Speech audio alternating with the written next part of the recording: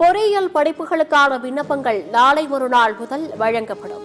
June 6ஆம் தேதி வரை விண்ணப்பிக்கலாம் என தொழில்நுட்ப கல்வி இயக்குநரகம் அறிவிப்பு. திமுக ஆட்சி எப்போதெல்லாம் வருகிறதோ அப்போதெல்லாம் வணிகர்கள் தாக்கப்படுகின்றனர். எதிர்க்கட்சித் தலைவர் எடப்பாடி பழனிசாமி விமர்சனம். வணிகர்களுக்கு பாதிப்பை ஏற்படுத்தும் அந்நிய முதலீட்டு மசோதாவை திமுக ஆதரித்ததாக இபிஎஸ் குற்றச்சாட்டு. வணிகர்களுக்கு இடையே திமுக எப்போதும் பிரச்சனையை உண்டாக்குவதாகவும் விமர்சனம்.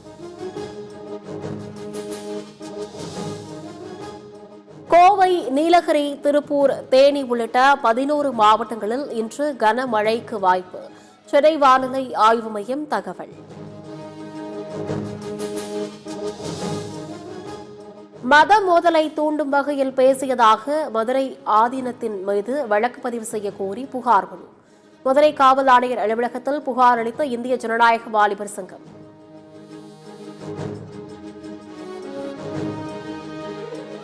உளுந்தூர்பேட்டை விபத்து தொடர்பாக காவல்துறை உண்மைக்கு புறம்பான அறிக்கையை வெளியிட்டுள்ளதாக மதுரை ஆதீனம் குற்றச்சாட்டு.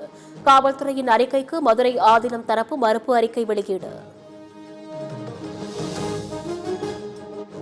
2020ஆம் ஆண்டுக்கு பின்னும் PS4 ரக வாகனங்கள் மோசடியாக பதிவு செய்யப்பட்டதாக தொடரப்பட்ட வழக்கு. தவறு செய்த அதிகாரிகள் மீது வழக்கு பதிய சென்னை உயர்நீதிமன்றம் அதிரடி உத்தரவு. இந்திய ரயில்வேயின் பயண கட்டுரை போட்டி ஹிந்தியில் மட்டுமே நடத்துவதற்கு மதுரை MP சு வெங்கடேசன் கண்டனம். இந்திய ரயில்வேயா ஹிந்தி ரயில்வேயா என்றும் கேள்வி.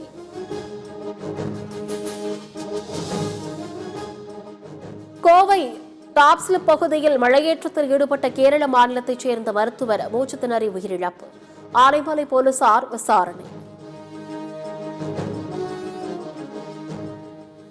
நீட் தேர்வு எழுத வந்த மாணவர்களின் காட்டப்பட்ட கெடுபிடிகள் ஏற்புடையதல்ல என சீமான் கண்டனம். மூக்குத்தி, தோடு ஆகியவற்றில் பிட் எடுத்து சென்று தேர்வெழுத முடியுமா என கேள்வி.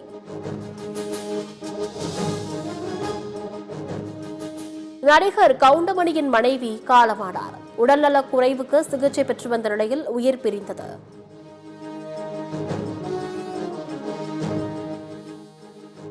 கூடலூர் அருகே வீட்டு சுவர்களை இடித்து சாலையில் இருந்த வாகனங்களை சேதப்படுத்தி சென்ற காட்டு யானையால் பரபரப்பு.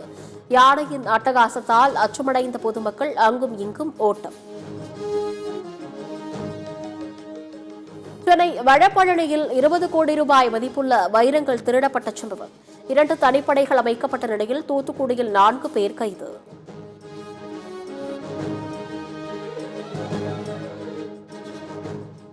முன்னாள் IAS அதிகாரி சகாயத்திற்கு ஏன் காவல்துறை பாதுகாப்பு வழங்கவில்லை?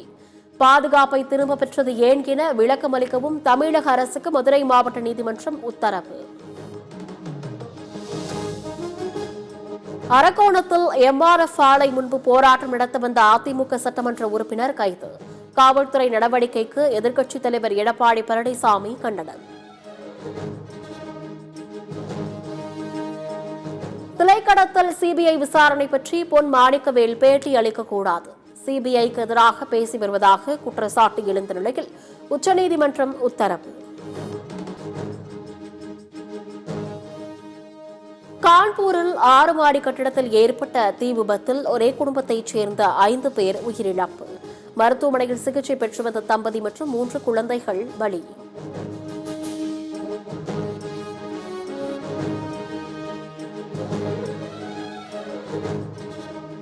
மத்திய பாதுகாப்புத்துறை செயலருடன் பிரதமர் மோடி அவசர ஆலோசனை. இந்தியா, பாகிஸ்தான் இடையே பதற்றமான சூழல் நிலவி வரும் நிலையில் முக்கிய ஆலோசனை என தகவல்.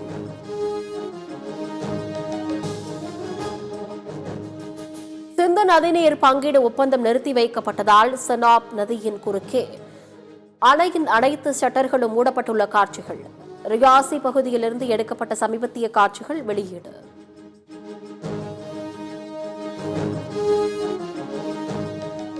பஹல்காம் தாக்குதல் சம்பவத்தில் ரஷ்யாவின் உதவியை நாடிய பாகிஸ்தான். இரு நாடுகளுடனான பேச்சுவார்த்தைக்கு மத்தியஸ்தம் செய்ய வேண்டும் என்று ரஷ்யாவிடம் பாகிஸ்தான் வேண்டுகோள். உக்ரைனுக்கு எதிரான போரில் அணு ஆயுதங்களை தேவை இருக்காது. ரஷ்ய அதிபர் புதின் கருத்து. போரை தர்க்க ரீதியாக நேர்மையான முடிவிற்கு கொண்டு வருவதற்கு தேவைப்படும் வலுவும் வழிமுறையும் ரஷ்யாவிடம் உள்ளதாக திட்டமிட்டார். வங்கதேச T20 அணியின் புதிய கேப்டனாக லிட்டன் தாஸ் நியமனம். கேப்டனாக செயல்பட்டு வந்த ஷாண்டோ பதவியிலிருந்து விலகியதை அடுத்து நடவடிக்கை.